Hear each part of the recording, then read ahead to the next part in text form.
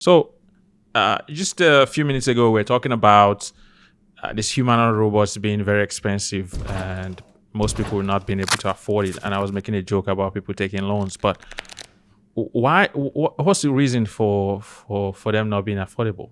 Is it a material issue or what? Materials issue?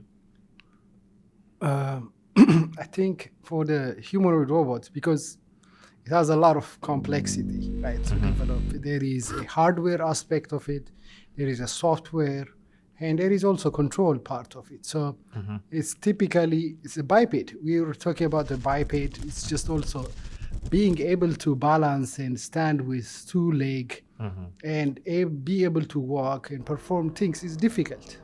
So because of these things, these robots are expensive. How expensive are they?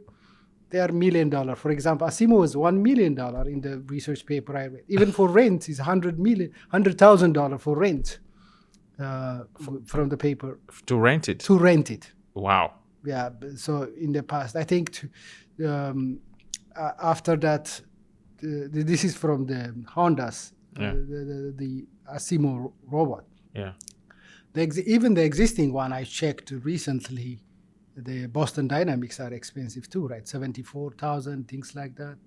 The Spot Mini, that's or with a so the mini four leg. The mini robot. The mini robots are almost $100,000. That was almost that's expensive, right? Yeah. It's not affordable. Yeah. So there should be effort required to make affordable, and it's the hands of so many people. It has to go down. Do you think if it gets to mass production, the price will go down? Yeah, absolutely. So robots making robots.